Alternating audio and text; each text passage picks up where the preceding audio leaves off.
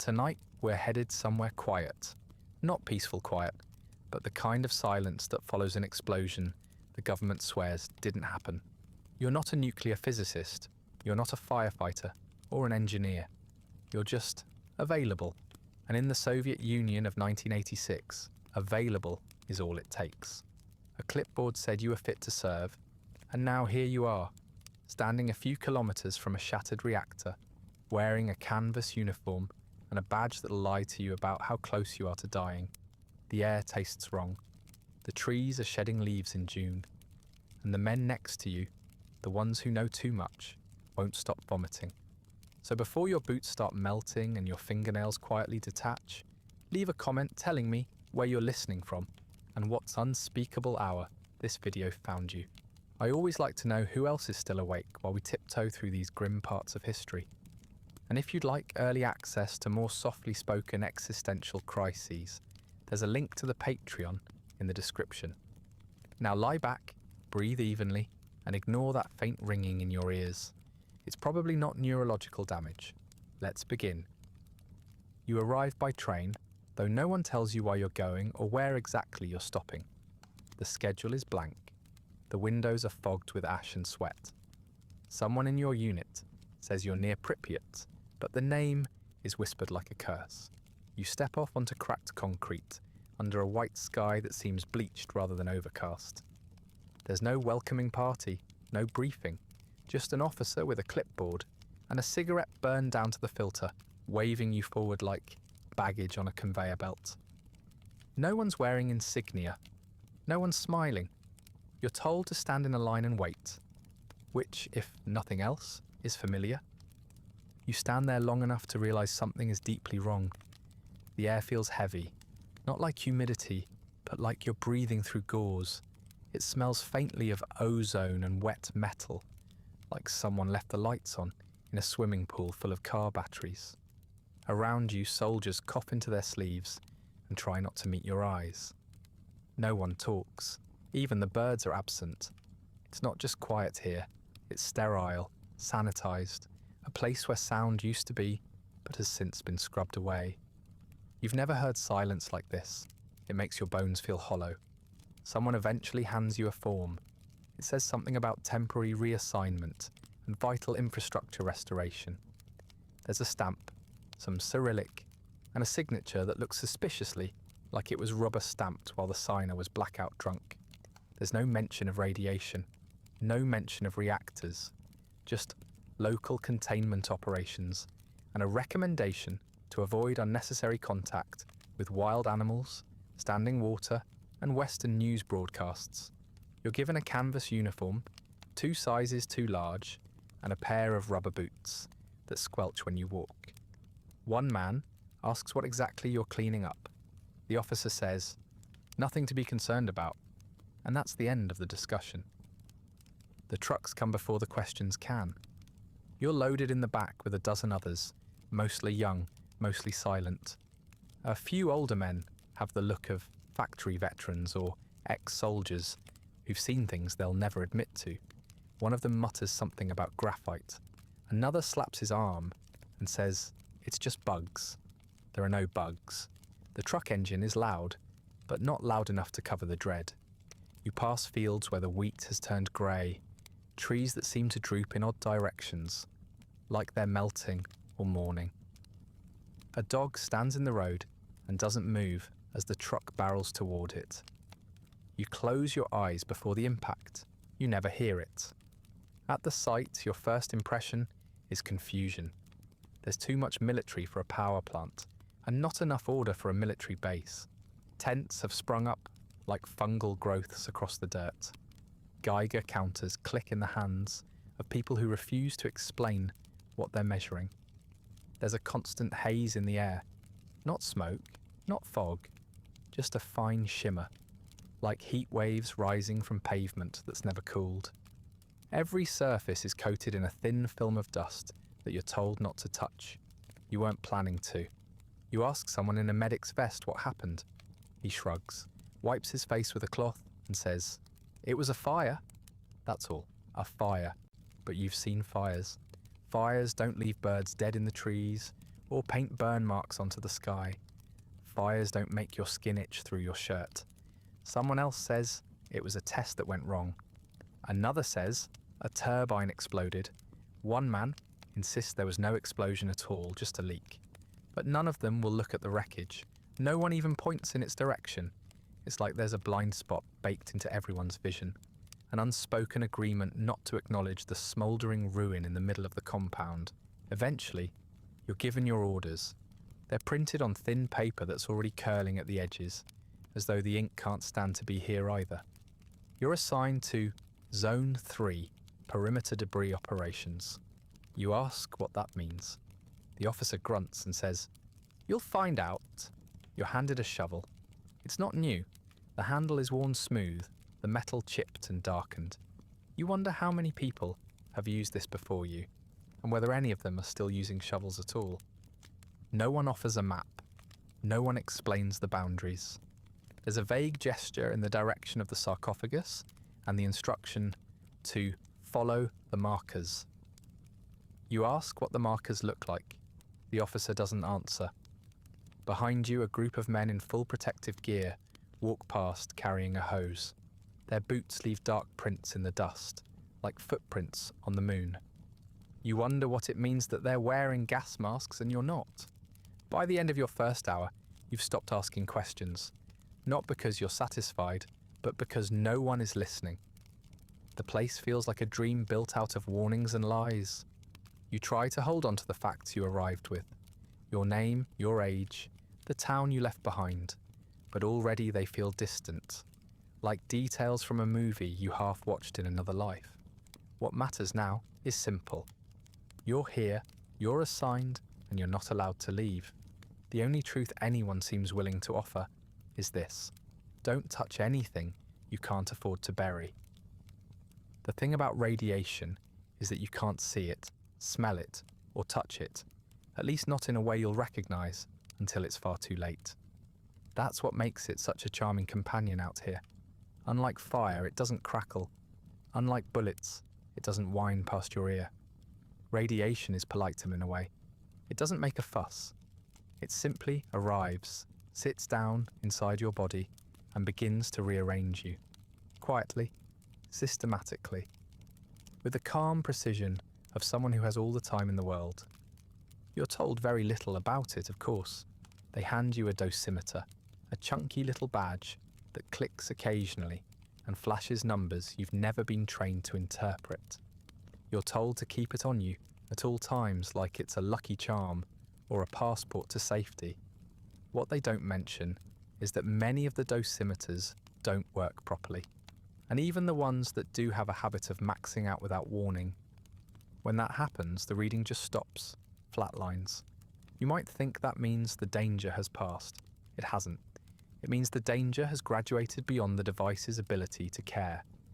For reference, the average person picks up about 0.1 microsieverts of radiation from eating a banana. That's not a joke. Bananas contain naturally occurring potassium-40, and someone somewhere decided that was a good baseline for comfort.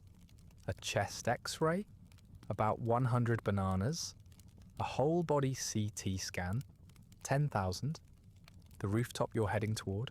Let's just say it's less, a few bunches of bananas, and more. Congratulations, you're now the banana. The core itself emitted doses high enough to kill in under a minute. That's not speculation, that's geometry. But you're not standing on the core, thankfully. You're working around it, near it, next to it. That distinction is supposed to make you feel better. It doesn't. Even at the distances you're allowed to be, some surfaces are so radioactive that you'd absorb a year's worth of background radiation just by sitting on them for a lunch break. Not that you'll get one. Radiation doesn't respect your schedule. It doesn't care if it's break time. It doesn't care that you're 23, relatively healthy, and had plans to visit your cousin in Minsk next month. It just keeps leaking through walls, through clothing, through you. What radiation does inside the body depends on a few factors, none of which you control. There's the type of radiation, alpha, beta, gamma, neutron. There's the dose, how much, how fast. And then there's your body itself, your genes, your age, your bad luck. Once inside, it begins damaging cells like a drunk carpenter swinging a sledgehammer through drywall. It rips through DNA, tears apart cellular instructions, breaks the machinery that tells your body when to grow, when to stop, when to die. Sometimes your cells panic and shut down. Sometimes they mutate. Sometimes they just forget what they were supposed to do and start multiplying with all the grace of a spreadsheet on fire. Radiation doesn't kill you directly. Not usually. It sets off a chain reaction. It frays your immune system. It scars your lungs. It turns your gastrointestinal tract into a battlefield. Your body begins failing at all the little things you didn't know it was constantly doing right. You bruise easier. You can't heal from cuts. Your gums swell. Your bones ache. Your stomach knots and stays that way. It's not dramatic like the movies, it's just relentless. And worse, it's internal. You can't run from it because it's already behind your ribs, ticking. You might assume someone would tell you how to protect yourself, but most of the men around you are just as in the dark. Some were given short pamphlets, printed in bulk, describing vague hygiene protocols and food safety tips. Don't touch exposed metal. Don't drink from open sources. Wear gloves, even if they're too big. Others received nothing at all. You hear rumours that the officers got better gear, more detailed briefings, higher quality dosimeters. But that's not your rank. And anyway, envy is a waste of energy when your white blood cell count is already doing its best impression of a sinking ship. There's something uniquely Soviet about the whole affair. A disaster this vast, this complex, and this misunderstood becomes an exercise in forced optimism. You're told not to worry. You're told to keep working. You're told the readings are within acceptable limits, a phrase so vague it could apply to anything from soup temperature to reactor exposure. And you believe it because the alternative is worse. The alternative is accepting that you're being poisoned slowly by something that looks like nothing at all. Some men wear their dosimeters like talismans. They tap them nervously. They shake them as if that might make the numbers change. Others ignore theirs completely, stuffing them in pockets or leaving them in the barracks so they don't have to confront what they already suspect. It's easier to be afraid of something you can name, but radiation is a fog. It has no face. It doesn't growl in the bushes or crawl through vents. It simply is, all around you, all the time. Eventually, you learn to stop thinking about it. You accept the taste of copper in your mouth. You ignore the rash that won't fade. You chalk the fatigue up to bad sleep, the dizziness to dehydration. You get used to feeling worse in the morning than you did the night before. You stop asking how many sieverts it takes to kill a man and start asking how many a man can take before anyone notices he's dying. You stop fearing the exposure and start fearing the silence that follows it. Because here, no one tells you when you've had enough. They just stop calling your name at roll call. You're issued your equipment from the back of a faded truck that looks like it once carried potatoes and dignity and has long since run out of both. The quartermaster doesn't speak. He gestures. You hold out your hands and receive what appears to be a uniform, though uniform is a generous term. It's more of a sack with sleeves. The fabric is coarse and stiff, smelling of damp storage and industrial soap. The trousers have a drawstring waist that doesn't work, and the jacket's buttons seem to have been sewn on by someone with a grudge against consistency. There's no label, no size. If it fits, it's an accident. Your boots are made of rubber, the same kind used in dairy farms and flooded basements. They slosh when you walk, trapping sweat against your skin until your feet feel like boiled dumplings. The soles are thin, softening just enough to let you feel every rock, shard, and warped metal plate beneath you. There's a faint chemical odour baked into them, something between disinfectant and rubber cement. And after an hour of wearing them, you can't tell if it's coming from the boots or from your skin. Then there's the mask. It's a surgical mask in theory. a thin rectangle of gauze with ear loops that dig into your skin and a wire that's supposed to pinch over your nose, but doesn't. It hangs damp against your mouth after 10 minutes, trapping your breath and sweat and doing absolutely nothing to stop microscopic radioactive particles from sliding straight through. You see others using scarves, handkerchiefs, even t-shirts wrapped 3 times around their face. It's theatre, a ritual, something to convince yourself you're doing something useful. You could wear a screen door on your face and get the same level of protection, but at least the screen door might offer better airflow. Gloves are another highlight. You're lucky if they're rubber. Most are a brittle polymer that cracks along the fingers within a day. Some are clearly reused, stained at the fingertips, patched with tape, or marked with initials from a previous owner who may or may not still have hands. They're handed out by size, which is to say, indiscriminately. You watch one man wrap bandages around his wrists just to keep them from sliding off. They don't keep out moisture. They barely keep out the wind, but they're required, so you wear them, even when they turn your palms into blisters. For those deemed important enough, or unlucky enough, there's the lead apron. It's exactly what it sounds like, a heavy, awkward slab of lead-embedded cloth that hangs over your chest like a radiation-themed bib. It protects against some gamma exposure, in theory, but only the front of your torso, and only if you're standing perfectly still, facing the threat. Which you won't be. Ever. It weighs too much, shifts constantly, and causes an immediate and relentless sweat that soaks your clothes and leaves salt stains across your collar. Some men ditch it the first chance they get. Others cling to it like superstition. One man ties his with wire to keep it from falling off. Another tapes his shut with old gauze and hope. The helmet is perhaps the most laughable item. It's standard issue military surplus, a leftover from when wars were fought with bullets instead of isotopes. It offers excellent protection from low ceilings, falling debris, and the occasional frustrated superior. It offers absolutely none from the invisible energy currently crawling across your skin and into your bloodstream. But it completes the look, makes you feel official. You clench your jaw and wear it anyway, because otherwise you look like exactly what you are, an under-equipped man in a nightmare he doesn't understand. You learn quickly that this gear wasn't made for comfort, or survival, or even sanity. It was made to meet a checklist. It exists so that someone somewhere can write adequate protection distributed on a report.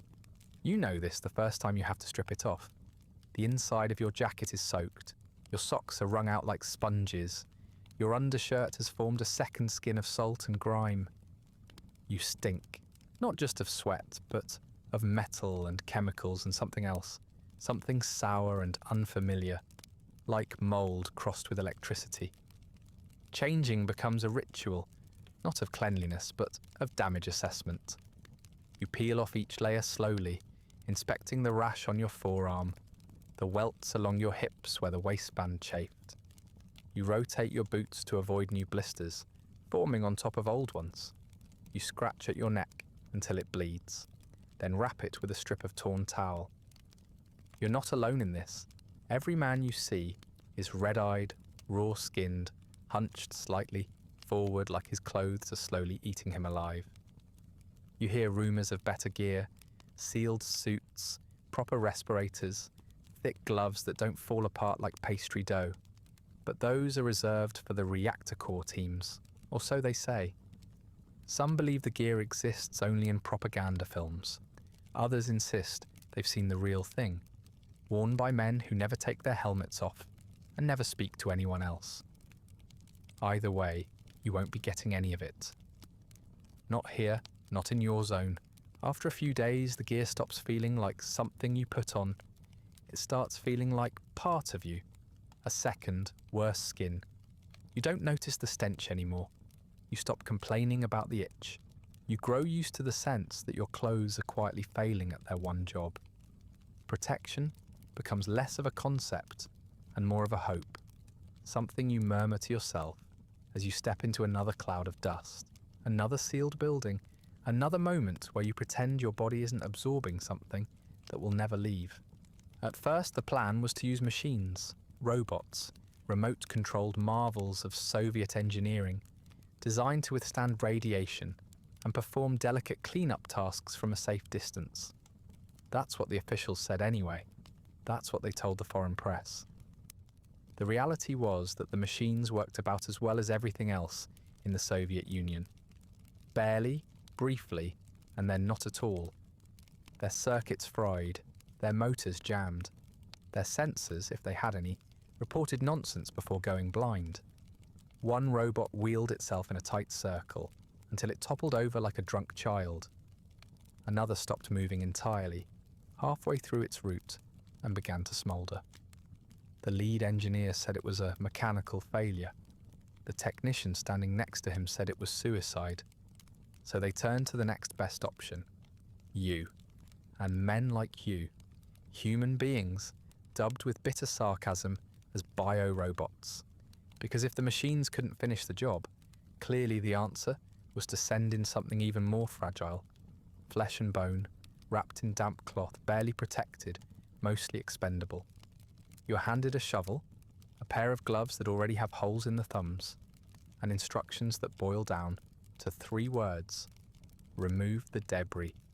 The debris, in this case, is highly radioactive graphite from the exploded reactor core. It's scattered across the roof of Reactor 3, sitting there like chunks of normal rubble if you don't know what you're looking at. But you've been told now. You know this is the stuff that kills in minutes, not hours. Minutes. Some of it is still hot to the touch, literally and figuratively. A single piece can emit more radiation in 1 second than most people receive in a year. The only protection you have is time. You are told your shift will last 90 seconds, not a second more, not because someone values your safety, but because they've calculated how much exposure a human body can absorb before it becomes statistically inconvenient. You'll be wearing the usual: your canvas uniform, rubber boots, and a lead apron that covers only part of your chest and flaps uselessly when you move. You'll sprint out onto the roof, pick up as many chunks as you can, throw them into a waiting chute, and run back. That's the entire strategy. Human beings use like remote-controlled garbage claws. You wait at the edge of the roof with 10 other men, each of you silent, staring down at your own feet like you're at the edge of a diving board no one wants to step off. An officer holds a stopwatch and a whistle. When he blows it, the first man runs. You watch him disappear around a corner. You hear the scrape of metal against metal. Then you hear the whistle again. The man returns, gasping, face red, eyes too wide. He doesn't say anything. He just drops his shovel and walks away, staggering a little, like his joints are already giving out. When it's your turn, your mind goes blank. You run. The roof is uneven, littered with fragments of machinery, insulation, concrete, and graphite that glows faintly in the sun, like coal ready to catch fire. The metal beneath your boots is warped and groaning. Every step sends up a puff of dust that sticks to your face and clings to your clothes. You reach the nearest pile, scoop it up, and toss it toward the chute.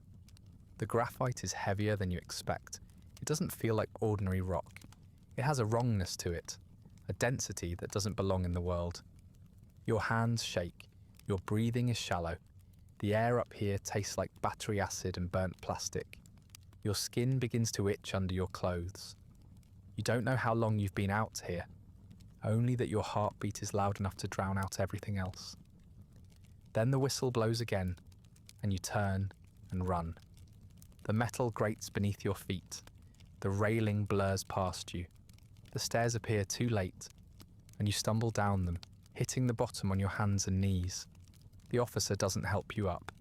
He writes something on a clipboard and points to the next man. Your entire shift was 82 seconds. You're not allowed to go back. That's the rule. 1 roof shift per man. Some argue this shows a shred of humanity. Others say it's just logistical efficiency. No point sending the same man back if his organs are already starting to falter. So you're reassigned to digging trenches, decontaminating vehicles, moving bodies, tasks that seem easier on paper but carry their own flavours of invisible rot. You don't feel heroic. You feel like an extension of your own shovel. Later, you hear the term liquidator used in official reports, as if your job had something to do with water, but you weren't extinguishing anything. You were collecting it, scooping it, moving it from one cursed pile to another. The fire was long since out. What was left behind was just the cost of containing it. Reduction, relocation, delay. You realised that your body was never meant to survive the work. It was meant to absorb the danger, hold it for a little while, and then vanish before the numbers made anyone uncomfortable. You sleep poorly that night, not because of nightmares, but because your skin is hot, your joints ache. There's a raw patch on your neck where your collar rubbed, and it refuses to stop burning. You convince yourself it's just a rash, that you overexerted yourself, that the symptoms mean nothing. It's what everyone else does. You wake the next morning sore, nauseous, and ready for more orders. The machines couldn't handle the roof. You did. For 82 seconds. And someone wrote that down, somewhere, in a folder no one will ever read. The stairs up to the rooftop are narrow and rusted, each step groaning under your boots like it's considering collapsing. You hold the railing even though you've been told not to. It's metal, which means it's probably hot, radioactively, not thermally, but right now your legs are shaking too much to care. Ahead of you, the man in front has stopped at the top, frozen. The officer behind you barks something in Russian, sharp and impatient, and the man finally steps forward onto the roof. Then it's your turn. You step out into a different world. Not another place exactly, just a place that doesn't feel like it should still exist. The roof is a patchwork of broken panels, charred debris, and warped steel plates that don't look like they belong to any structure built by human hands. You expected wreckage, but not this. This is something worse, something diseased. The surface hisses faintly underfoot like it's breathing. There's a shimmer in the air, not quite smoke, not quite heat, more like reality is having trouble rendering the place correctly. You move forward as instructed. Your time has started. You can't see the man with the stopwatch anymore, but you know he's watching. You know he'll blow the whistle eventually, but not yet. Now it's your job to make the most of your 90 seconds. So you grab the shovel from your shoulder, set your jaw, and walk toward the nearest pile of graphite. You don't know why you thought it would be dull grey like the drawings in your school books. Instead, it's blackened and fractured, with sharp edges and veins of dark red running through it, like cooled lava or dried blood. It doesn't look like something that came from inside a reactor. It looks like something that clawed its way out. Your gloves don't help. The graphite cuts right through them. You scoop as much as you can in one motion and hurl it toward the chute. It lands with a clatter that echoes too loud for open air. You grab another piece. The second one is heavier. You can feel the weight pull at your arms, but also something else, like it's humming. You don't know if the vibration is real or if it's just your nerves starting to fray, but either way, you move faster. You have to. The heat is worse than you imagined. It's not just the sun, which is already burning down on your shoulders, but the roof itself. The metal radiates warmth in pulses, like an oven that doesn't know it's supposed to be off. The soles of your boots are softening. Every step sticks slightly, then pulls. The air tastes chemical and sharp, and every breath feels thinner than the one before. Your lungs are working overtime, but they're drawing in nothing useful. You cough once, then again, and now your head is ringing like someone's banging pots inside your skull. You keep going. You lift another chunk, throw it, wipe your sleeve across your forehead, realize the sweat has already soaked through the fabric. Your vision blurs. You try to blink it away, but your eyes sting, and your tears feel too thick. You can't stop. You're not allowed to stop. You don't know how much time has passed. The officer said you'd be pulled off at 90 seconds, but the whistle hasn't blown yet. So you keep going. You trip. Just for a second. Your foot catches on a twisted piece of rebar, and your knee slams into the metal. It's hot. Not just sun hot, core hot. You scream without sound, just a dry exhale through clenched teeth. You roll to the side and get back up. Fast, stupid, like your body's on autopilot. You leave a piece of yourself behind, probably a layer of skin from your leg, but there's no time to check. You grab another fragment.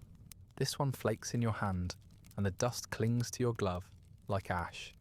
There's a crackle in your ears now. Maybe it's the Geiger counter. Maybe it's your hearing starting to fail.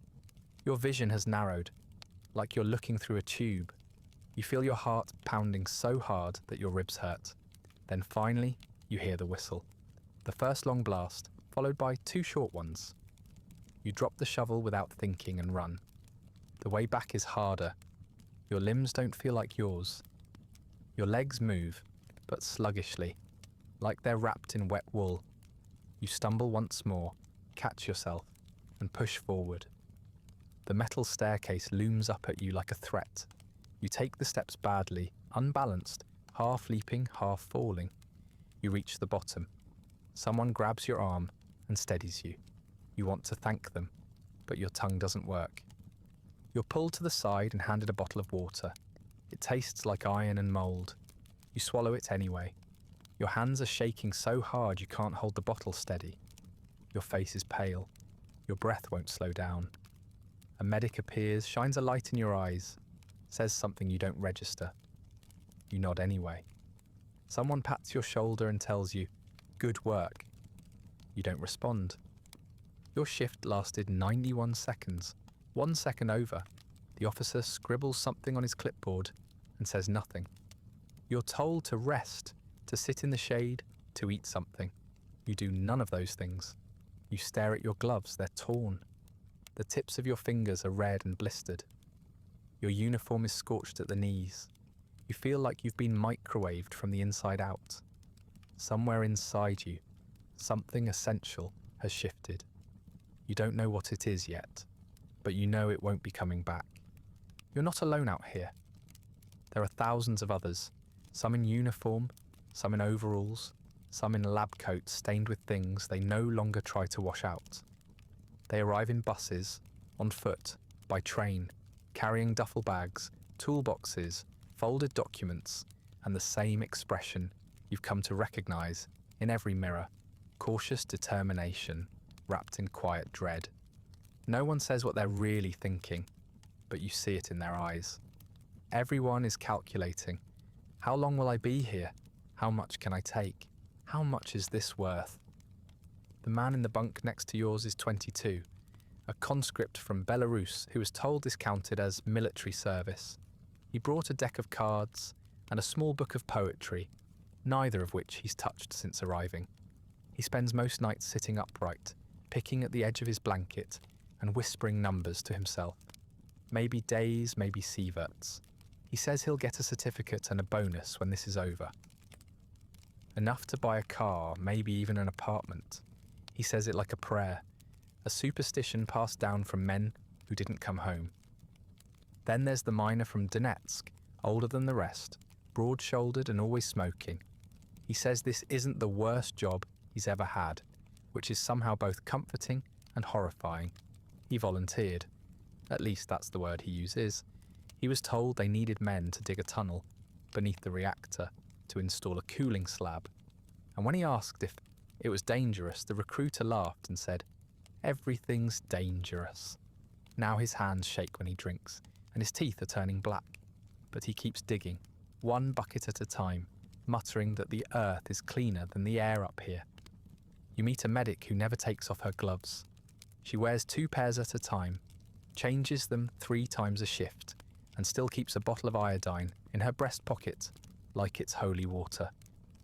Her eyes are always red, though she claims it's just the dust. You see her sit with dying men and take notes while their skin peels away. She never flinches. She just writes and nods and presses her lips into a line so thin it looks like it might disappear altogether. She says she's documenting everything for a report. You don't ask who the report is for. Some of the men laugh, not often and not joyfully, but there's a sharp, bitter edge to the way they joke. They call themselves The glowing boys, okay, or the half-lives. They name their squads after chemicals and curse like they're trying to drive the poison back out through their lungs. You hear one man shout, "I bet I'll be sterile by next week." And the laughter that follows isn't laughter at all. It's a kind of collective exorcism. If you can name the fear, mock it, throw it back in the reactor's face, maybe it can't get to you. At least not right away. Others stay quiet. Entire units of young men move like ghosts, heads down, faces drawn. You see them shoveling debris, scrubbing trucks, building fences around fields that no one will ever walk through again. They don't talk about the work.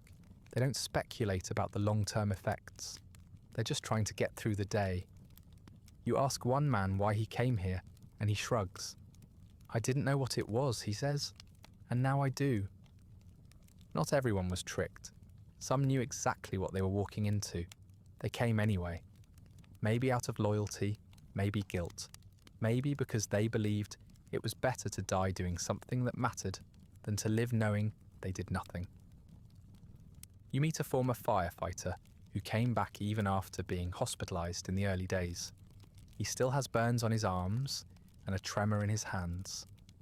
When you ask him why, he says, "Someone has to." Then he takes another drag from a cigarette and walks into the smoke without hesitation. And then there are the ones who pretend it's not happening. Denial is a survival strategy, a popular one. You see men ignore symptoms, nosebleeds, nausea, sudden fatigue, as if admitting them makes them real. A man collapses during latrine duty and insists he just skipped breakfast. Another vomits behind the tents every morning and says it's the food. No one corrects them. You start doing the same. You stop counting headaches. You don't mention the rash on your leg or the sharp pain in your gut. It's better that way. More manageable. Less real. You begin to understand that everyone here has made a kind of private bargain. For some, it's money. For others, pride. A few are clinging to vague promises of reward or recognition. But most are just trying to survive long enough to leave. There's no single reason anyone ends up here. Only layers of pressure, illusion, desperation, and force. You're all moving through the same poisoned air, working in the shadow of the same silent horror, each man carrying a slightly different story about how it came to this. At night, the camp smells of sweat, smoke, and industrial soap. The tents creak when the wind rises. Someone coughs endlessly in the distance. You lie awake listening to it and wonder if he'll be there in the morning. You wonder if you will. There's no heroism here, not really. No speeches, no music. Just people doing what they were told, or what they had to, or what they couldn't avoid. And one by one, they're breaking, quietly, steadily, invisibly, not with a scream, but with a shuffle, a slump, a sigh. By the time you arrived, the fire was out. Not the danger, just the flames.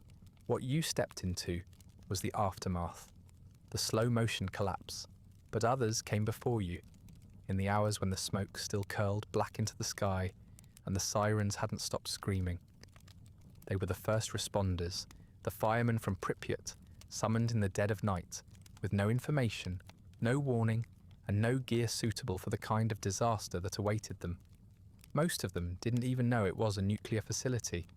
They were told there was a fire on the roof, a standard electrical blaze, something manageable. They arrived in ordinary trucks, the kind used for house fires and traffic accidents. They wore standard uniforms, canvas jackets, steel helmets, rubber gloves. Some didn't even bother with masks. What was the point? No one told them what had happened. They ran hoses up to the roof and sprayed water onto a radioactive inferno, oblivious to the invisible fallout swirling in the air around them.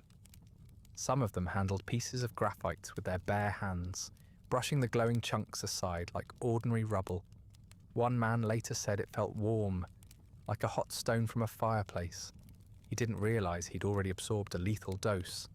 The effects came fast. Within hours, their skin reddened and began to swell. Their eyes burned, their throats closed. They vomited in the trucks on the way back to the station. thinking it was smoke inhalation or nerves. It wasn't.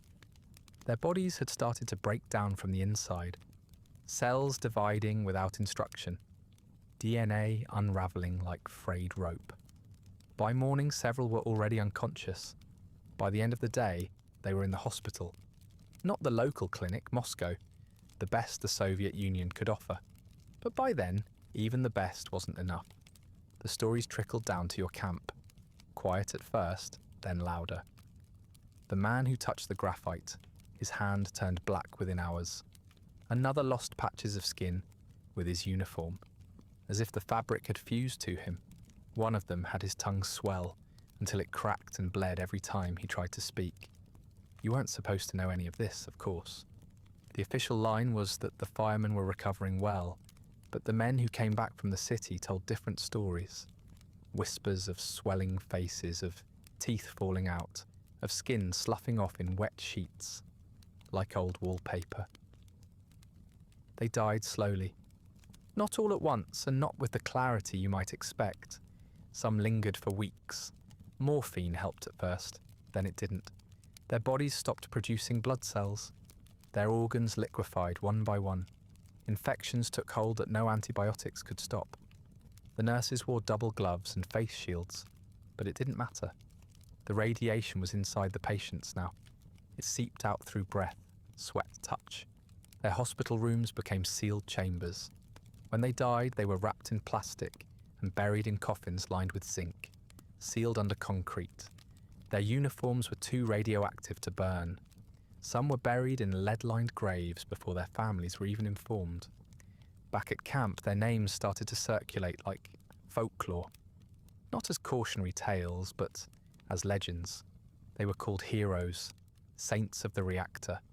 Their portraits appeared in state newspapers, airbrushed and expressionless, framed by patriotic slogans and red banners. You saw them on posters, young faces in dress uniforms, staring out with the blank pride of someone drafted into myth. You didn't know their real names, only the nicknames and stories, half true, half invented, all repeated with the hushed reverence reserved for martyrs and lost causes. You don't feel like one of them. You came later, after the worst of the chaos had passed. You had more information, even if it was filtered through layers of euphemism and denial. You had a dosimeter, for whatever that was worth. You were told not to touch certain materials, not to stand in one place for too long, to watch for signs of exposure. The firemen had none of that. They walked into hell thinking it was a job, like any other. You know now it wasn't. And yet the difference feels paper thin. You might have more data, more stories, more rumours to guide you, but you're still guessing, still hoping you didn't stand too close, didn't inhale too deeply, didn't spend 1 minute too long under the wrong wind. The firemen became symbols because they died visibly, quickly, horrifically. You're not sure what you'll become. A number in a registry, a case study, a rumour of someone who left Chernobyl and never quite recovered. Sometimes you wonder if they were the lucky ones. They didn't have to live with the uncertainty, the slow degradation, the quiet rot that starts in the marrow and works its way out. They didn't wake up 3 years later with a cough that won't go away, or a numbness that creeps up one side of the body and refuses to explain itself. They didn't bury their own teeth in the waste bin and pretend not to notice. They died knowing they had done their duty. You're still waiting to find out what yours will cost. Their sacrifice is praised over and over again by men who never met them and by officials who wrote the orders that sent them in blind. Every time you hear the word hero, it tastes bitter. Not because they weren't brave, but because bravery didn't matter. They were doomed the moment they stepped off the truck. All that followed was noise and pain. Their stories may be remembered, but the lesson is always softened. The footage is grainy. The names are mispronounced. The uniforms look clean in the documentaries. You know better. You saw what radiation does. You still see it, every day, in the eyes of the men around you, in the cracks of your own skin. The firemen weren't the beginning or the end. They were just the first to arrive, and you, whether you admit it or not, are following in their footsteps. At first, it's easy to ignore. You wake up groggy and chalk it up to bad sleep. You're not in your own bed. You're on a cot that sags in the middle and smells faintly of mildew and antiseptic. The tent walls flap in the wind. A man 2 bunks over snores like a tractor with a bad belt. Of course you feel tired. Everyone feels tired. You roll your shoulders, crack your neck, and convince yourself it'll pass. Then there's the taste. It arrives slowly, like an afterthought. You notice it one morning after a shift clearing debris. Something metallic, sharp, like a coin pressed against your tongue. You drink water, chew gum, try rinsing your mouth with iodine. Nothing helps. The taste isn't on your tongue, it's in your blood. You don't know that yet, but part of you suspects it. The sensation is wrong in a way you can't quite describe. It doesn't fade, it just lingers as if something deep inside you has started to rust. The nausea comes next. Subtle at first, a little queasy after meals. Then it's more frequent. You bend over to tie your boots and the room tilts slightly. You stand up too fast and your stomach flips. Your appetite disappears. The canteen food wasn't good to begin with. Lukewarm stews, stale bread, boiled cabbage that smells like old socks. But now, even the sight of it makes your throat tighten. You start skipping meals. You tell people it's nothing. They nod. They say the same. Fatigue settles into your body like wet cement. It's not just tiredness. It's heaviness. You move like every joint is carrying its own private hangover. Climbing stairs feels like a personal insult. You forget what it was like to wake up and not feel sore. You try to power through it. Drink more water. Take longer showers. Do stretches like some of the older men suggest. It doesn't help. The exhaustion is not in your muscles, it's in your marrow. Your gums start bleeding next. Not dramatically, just enough to stain your toothbrush pink and make apples taste like pennies. You bite into bread and feel a sharp sting as something loosens along the gum line. A few days later, a molar begins to ache for no reason. Then it stops. That worries you more. Pain means something's alive. Silence means something gave up. The rash on your neck spreads. It starts as a dry patch, irritated, red, easy to dismiss. You assume it's from your collar or maybe the rough towel you used that morning, but it doesn't go away. It crawls slowly down your chest and behind your ears. The skin becomes thin, shiny. You scratch at it absent-mindedly until it breaks, then curse when your fingertips come away damp with blood. You wrap a cloth around it and tell yourself it's just a reaction to the soap. You try to talk to a medic. She asks about your symptoms with practiced calm, makes a note on a clipboard, and hands you aspirin. You ask if this is normal. She says some men are just better than others. She tells you to rest more. You ask if you should be removed from duty. She doesn't answer. You realise she isn't authorised to. You thank her anyway. What else can you do? Around you, the same things are happening to other men. You see them rubbing their eyes raw, flinching at stomach cramps, struggling to keep down meals. No one talks about it. You learn to interpret the signs. Who's limping more than they were yesterday? Who's missing from roll call? Who's stopped speaking entirely? You notice that the men who sweat the most stop sweating altogether.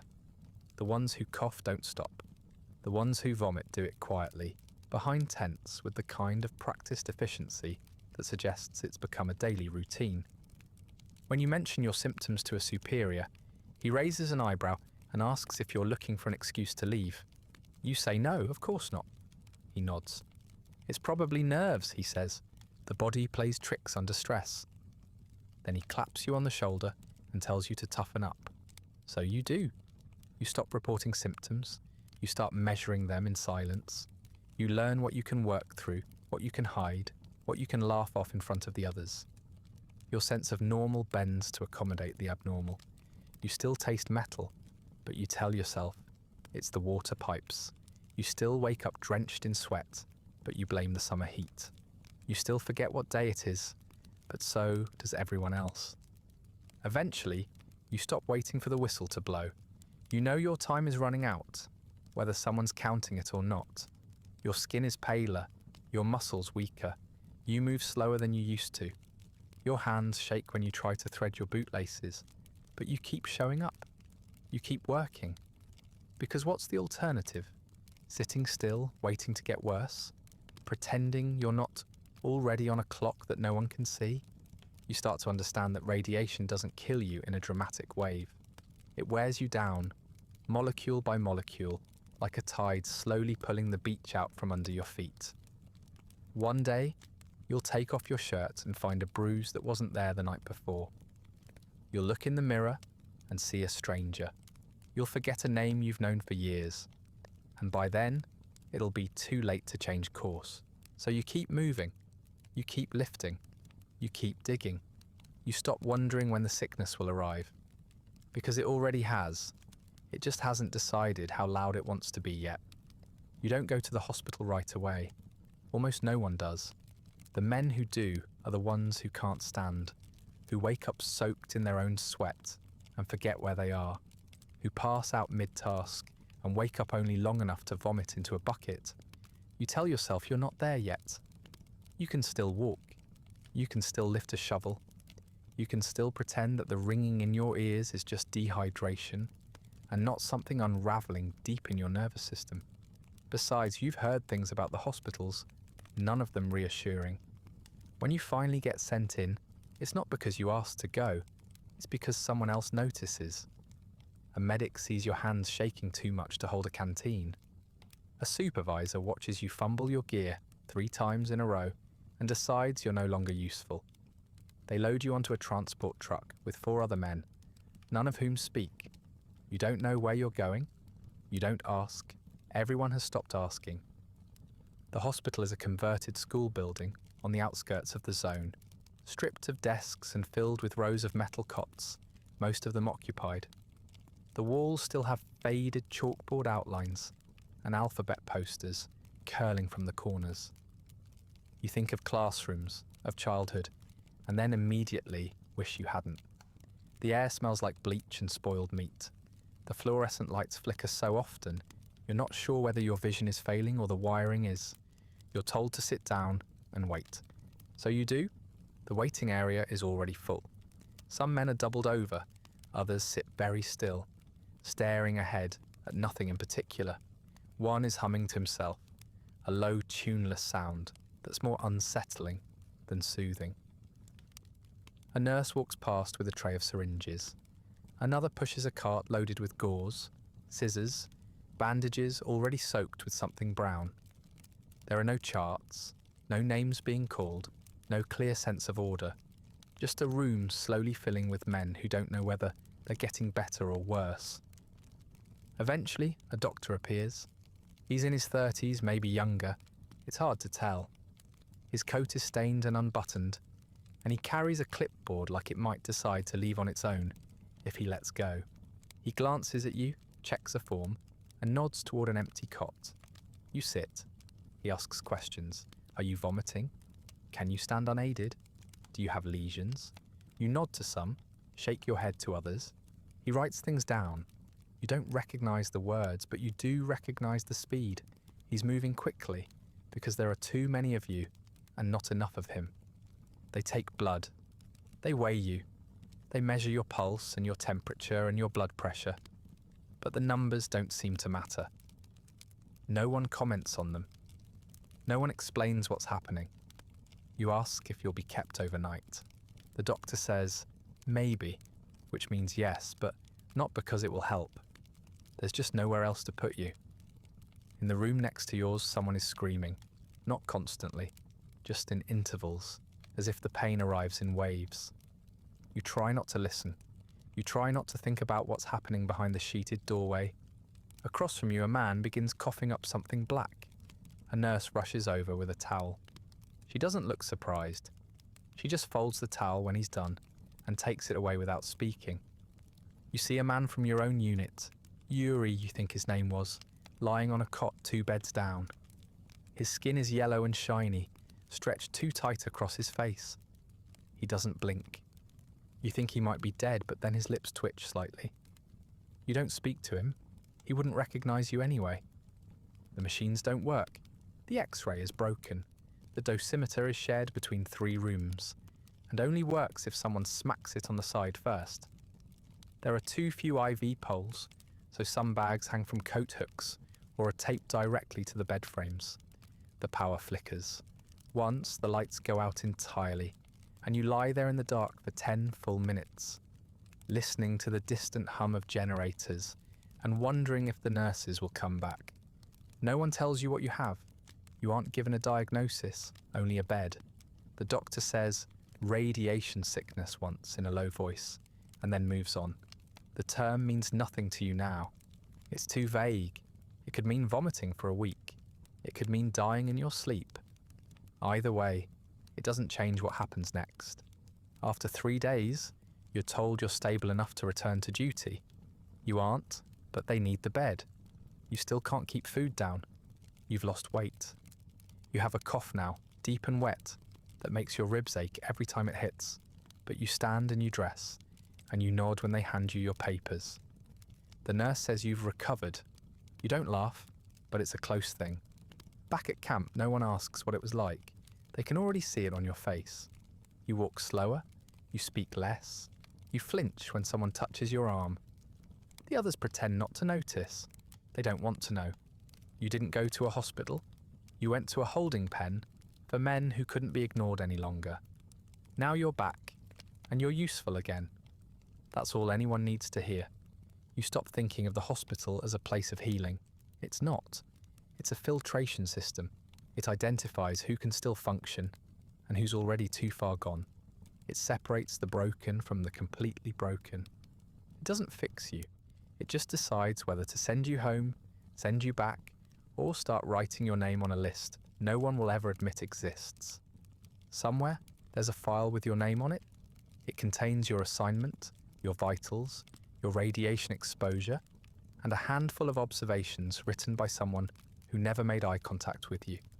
You've never seen the file, of course, you're not supposed to, but you're told it exists, and like everything here, you're expected to trust that it's accurate, complete, and stored with the seriousness your service deserves.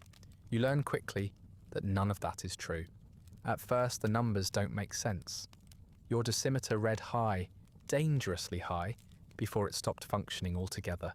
The medic who checked you off after your rooftop shift made a note. You're sure of it. You remember the way she frowned when reading your form, the way she muttered under her breath. But later, when you're handed a copy of your exposure record for reassignment, the dose is lower. Significantly lower. So low it makes you wonder if you hallucinated the entire rooftop experience. You didn't. The lie just fit better on paper. You're not alone in this.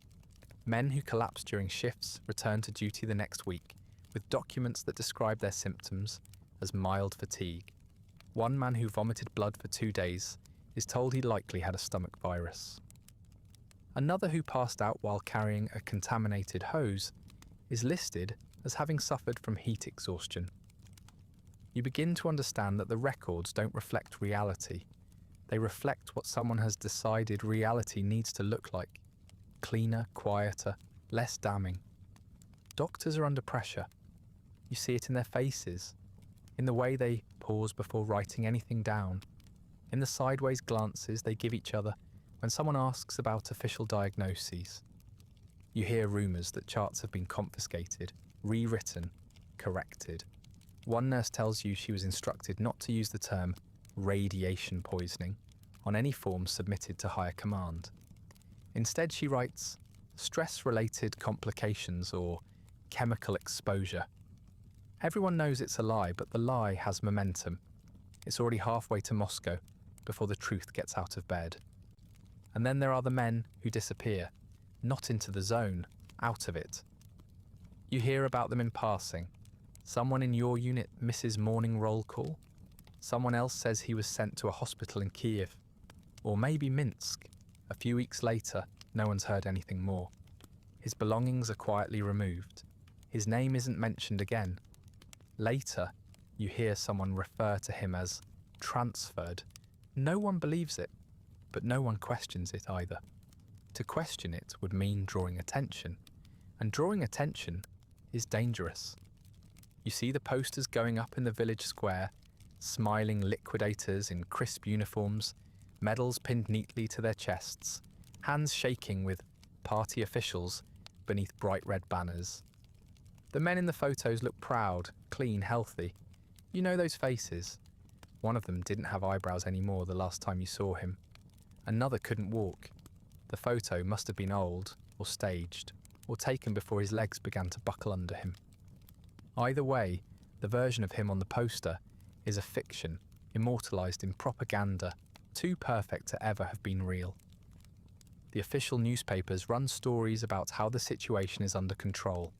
They print charts with the recovery timelines and articles praising the strength of Soviet industry. They mention radiation, only in vague terms, carefully framed within paragraphs about heroism and duty. You read an article one day that claims exposure levels are comparable to a long-distance flight. You laugh quietly and tear the page in half. No one stops you. They've stopped reading too. Sometimes you wonder what version of your story will end up in the archives. If someone opens your file years from now, what will they see? A name, a unit number, a radiation dose that's been altered twice, a medical chart that uses the phrase generally stable 3 separate times, a discharge form that lists you as fit for duty, even though your vision is blurred and your skin peels when you sleep. The truth of your experience, what you saw, what you felt, what you lost, won't be in there. Just numbers and euphemisms stacked neatly in a folder no one will ever check. You stop hoping for recognition. You stop expecting an apology. The truth is not a priority here. It never was. The system is built to erase discomfort, to sand down sharp edges until the story fits the narrative. And you, in your sweat-soaked uniform and cracked gloves, are one of those edges. You are not a hero. You are not a victim.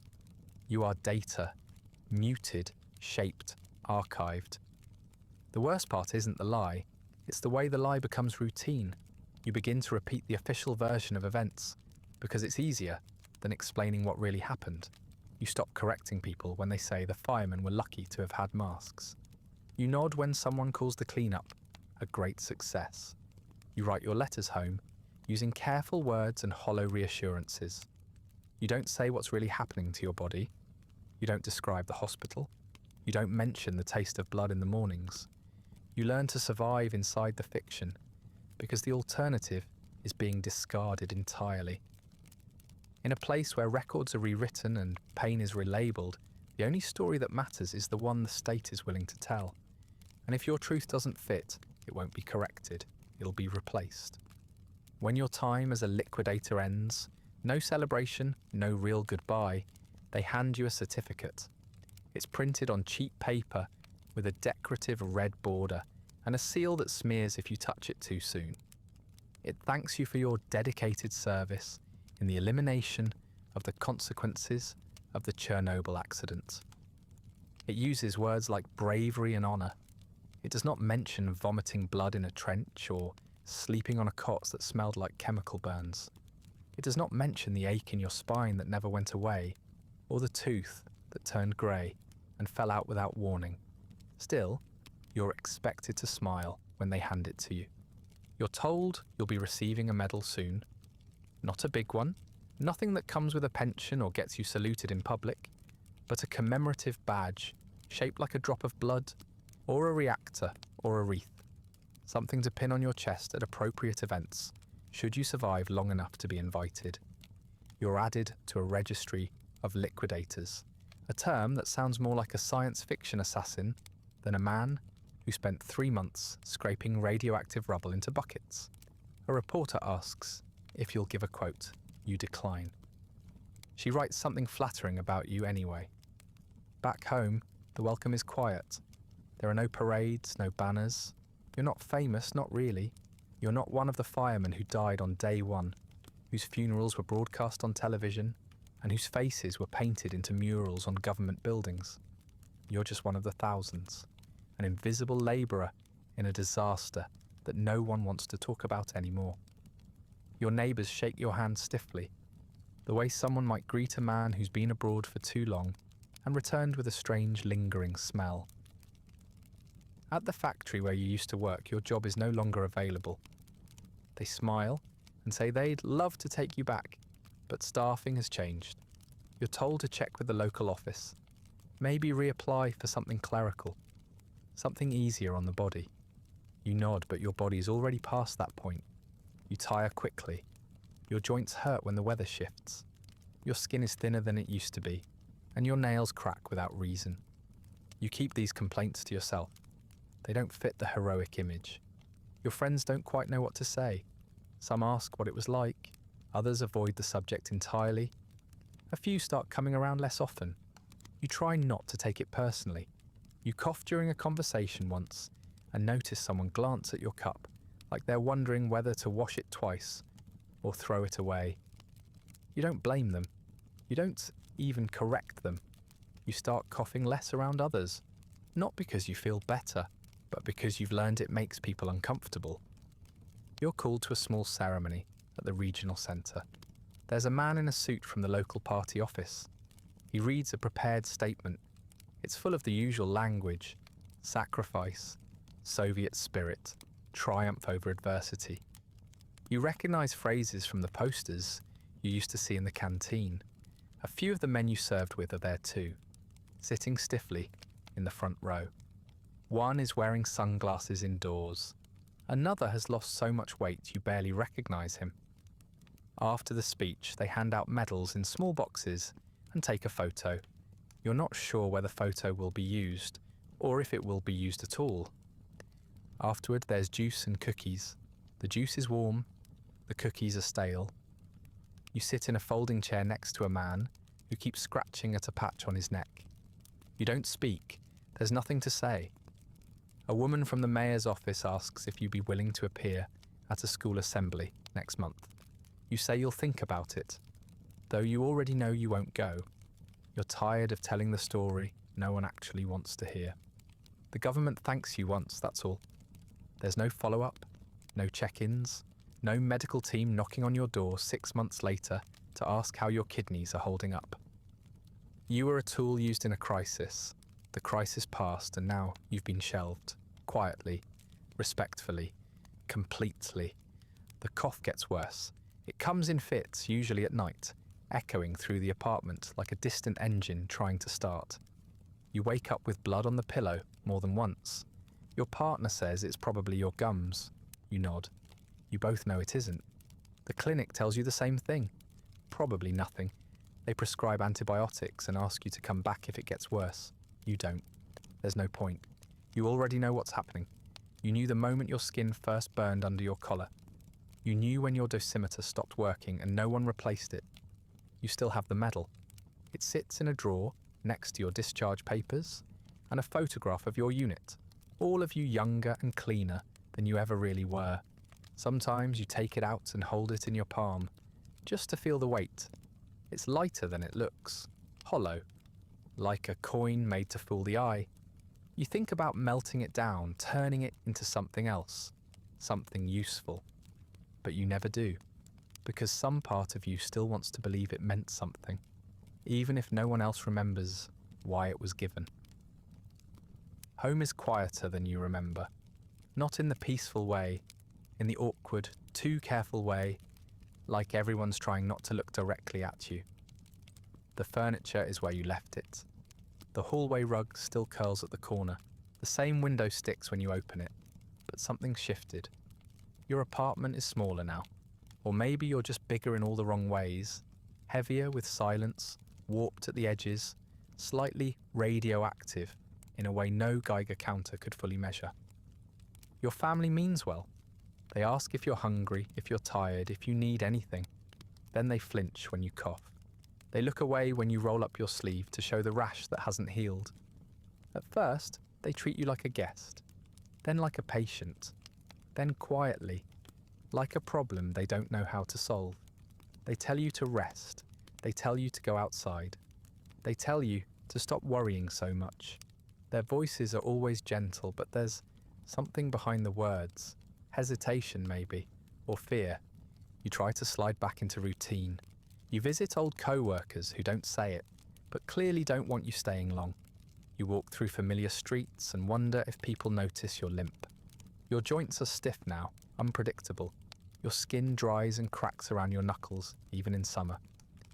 You see a friend from school across the road, and almost wave. Until you remember, you look nothing like the version of yourself they last saw. You let them pass, they don't recognize you anyway. The doctors say you're within range. The test results are mostly normal if you don't look too closely. Your red blood cell count is low, your weight has dropped, your sleep is broken, and your stomach can't handle what it used to, but you're still technically functioning. And that's all the bureaucracy requires. You get a stipend, it arrives late, it's small. You're told there may be more compensation once the paperwork clears, though no one can say when that will be. You don't hold your breath, you know better now. The real weight doesn't come from pain, it comes from doubt. You look fine, that's what people say, and what they mean is, you don't look sick enough for us to take this seriously. You're walking, you're talking, you're not missing any limbs or coughing up blood in public, so you must be exaggerating. You must be anxious. You must be reading too many articles. The phrase "you're lucky to be alive" is supposed to be comforting, but all it does is make you feel ungrateful for being broken in ways no one wants to see. You start to withdraw, not on purpose at first. You just grow tired of explaining why you're tired. Tired of saying no to dinner invitations. Tired of brushing off the worried glances or the "you look pale today" comments that trail off without follow-up. You stop offering updates. You stop trying to explain that, no, this isn't something you'll recover from. It's something you adapt to, like a limp, or a stutter, or a name you didn't ask for but have to answer to anyway. There are days you wake up and don't recognize yourself. Not because you've changed that much, but because the person you were before Chernobyl feels fictional. He had plans, he had energy, he had skin that didn't flake off when he dried his hands. That version of you is gone. In his place is someone functional, polite, quiet. You make tea, you sweep the floor, you fold laundry, you cough into the sink and run the water until the red fades. You don't talk about it. The worst part is the distance. Not from strangers, you expected that. It's from the people who love you, or try to. They don't know what to do with this version of you. You're different now, and that makes them uncomfortable. They keep asking when you'll feel better. You tell them soon, and you both pretend to believe it. The gap between you grows quietly, like mould beneath wallpaper. You can still smile at each other. You can still share a meal, but something in the room is always rotting. You get good at pretending. You laugh when you're supposed to. You nod at the right moments. You keep your sleeves down and your voice level. You tell the story the way they want to hear it, emphasizing the medal, the teamwork, the sacrifice. You don't mention the blood. You don't describe the peeling skin or the men who didn't come home. You don't say that sometimes you still feel like you're back on the rooftop, breathing in ash that never fully left your lungs. Eventually, even you start to forget what parts of your body hurt before, and which ones are new. Pain becomes background noise. You stop tracking symptoms. You stop logging meals. You learn to live inside the erosion. Your identity thins, like the hair on your arms, like the colour in your face. You're still here technically, but less of you shows up every day. There's no ceremony for this part, no ribbon cutting, no speech. No one thanks you for enduring the aftermath. You just wake up, open the curtains, and try to keep breathing through whatever's left. You did your job. You came home. That was supposed to be the happy ending. It isn't. You were lucky, supposedly. You came back. You can walk. You can talk. You can still remember your name on most days. When you sit in the clinic waiting room and look at the faces around you, that's what they say. You're one of the fortunate ones. But the more time passes, the more the line between lucky and doomed begins to blur. Because surviving isn't the same as escaping. And for every one of you who made it out, there are a dozen who didn't. Some died quietly in hospital beds, others never even got that far. There are towns that don't exist anymore, evacuated, bulldozed, renamed. Villages swallowed by the exclusion zone, turned into ghost maps and cautionary tales. Pripyat, once full of children, swings, market stalls, now sits behind fences and signs marked with the trefoil symbol. Its buildings overgrown, its windows shattered, its silence complete. You meet people who used to live there. They carry photographs in their wallets, like proof that life once happened in that place. Families were told they'd be gone for 3 days. Most never went back. Some of their homes are still full of plates on tables, toys on shelves, calendars frozen in April. The fallout didn't stay behind the fence. Wind doesn't care about borders, neither does rain. It spread north and east and west, across rivers, forests, farmlands. Belarus got the worst of it, though they were hardly mentioned in the briefings. Milk was contaminated. Crops were pulled from the soil, still warm with radiation. Children were born with missing limbs, with eyes clouded white, with spines that curled the wrong way. Some breathed for a few hours. Some lived longer, only to grow up inside medical folders, thick with words like mutation and developmental delay. Their parents were told it wasn't connected, just bad genetics, coincidence. You've seen the cemeteries, not the neat public ones with headstones and flowers, but the restricted plots where the first responders are buried in lead-lined coffins, sealed under concrete. No names on the markers, just numbers, no visitors allowed. Their clothing was too radioactive to burn, their remains too dangerous to handle without protective suits. You hear stories about nurses who attended the funerals wearing hazmat gear. You hear about family members denied entry. Some didn't even get a body back, just a form to sign and a pension that barely covered rent.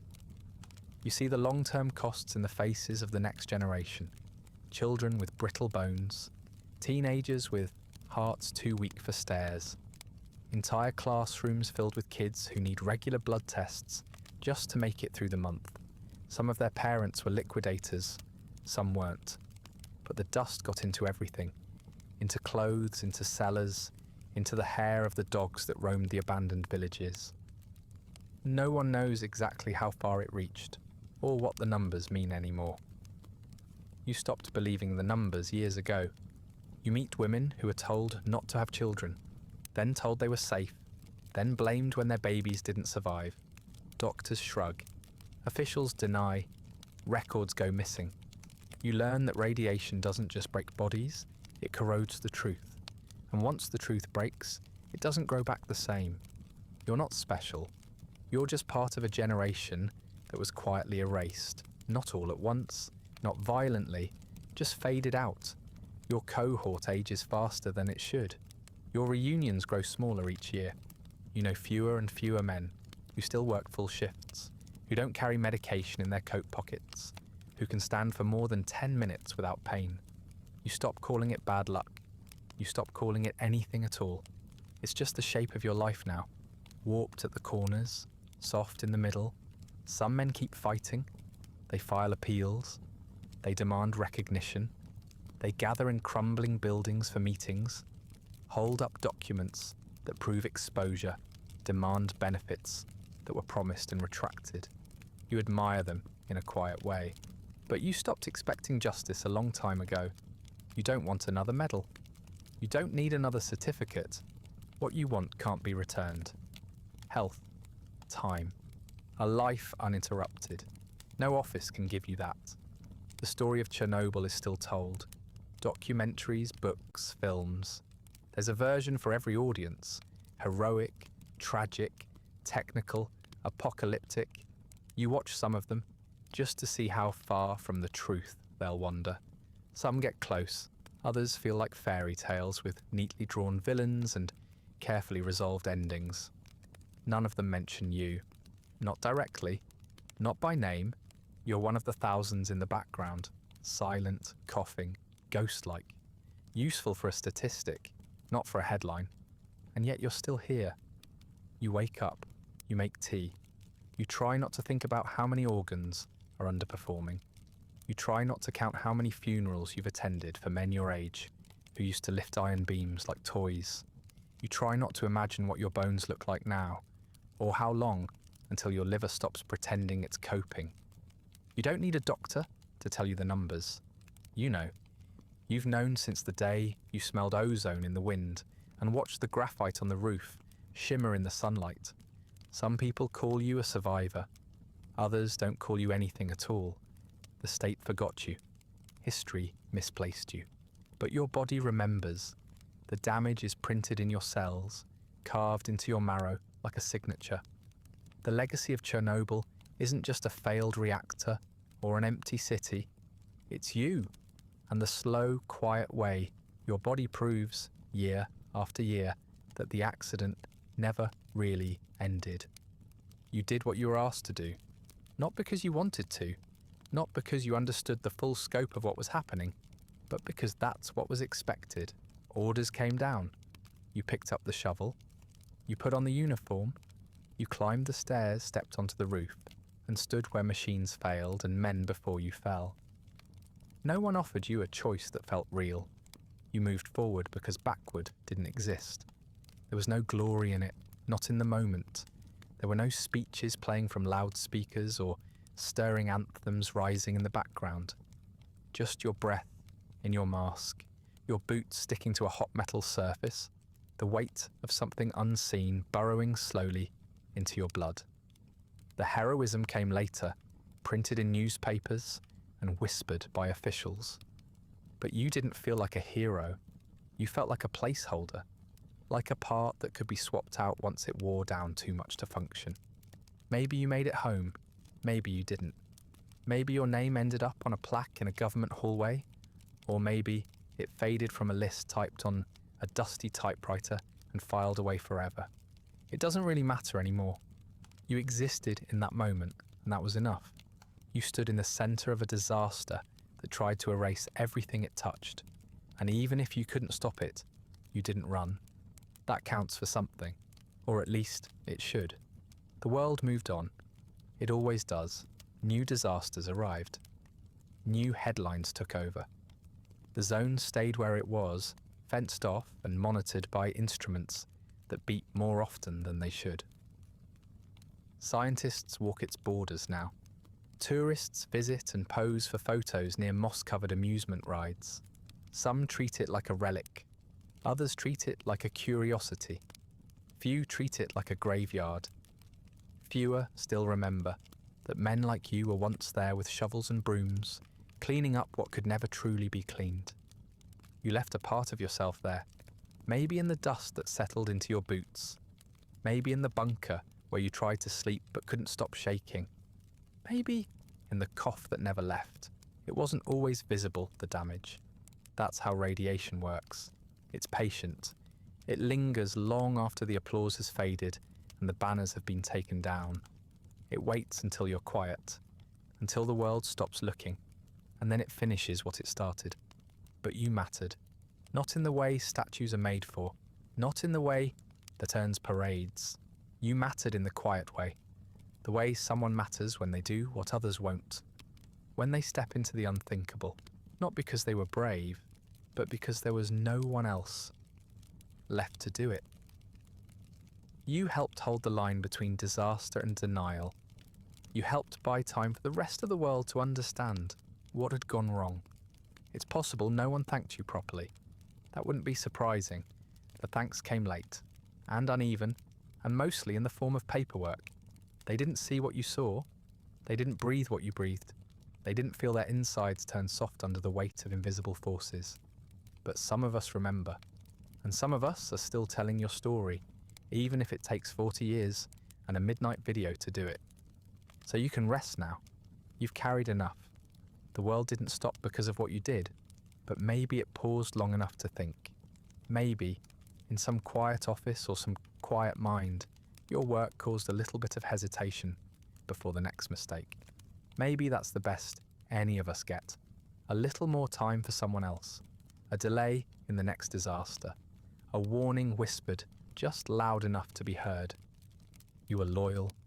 You were used, you were human, and they sent you into something inhuman and expected you to cope. And somehow you did. You endured without fanfare. You broke slowly and silently and far away from the cameras. You were built for none of it, and you did it anyway. That's what people never understand about men like you. It's not the strength, it's the silence. So close your eyes now. Let the metal taste fade. Let the heat lift from your chest. Let the dust settle for good this time. If your body aches, let it. If your memories come in flashes and fragments, that's all right. You were there. You remember enough. You can let go of the rest. The zone is quiet now. The birds came back, though they don't sound quite right. The trees are taller but twisted. The silence remains, though it no longer feels sterile. It feels sacred, like something too large to explain left its mark and then moved on. And under that silence, in the soil and the stone, there's still a trace of you. A footprint no storm has washed away. And that brings us to the end of tonight's quiet descent into a disaster that didn't want heroes, just obedient men with shovels, paper masks, and nowhere else to go. If you're still awake, thanks for drifting through history with me. If you'd like early access to more soft-spoken collapses of bodies, empires, or basic human oversight, you'll find the Patreon link in the description. Feel free to like, subscribe, and leave a comment about when you'd have started coughing. On the roof, in the trench, or back home with no one listening. Sleep well. You've earned it.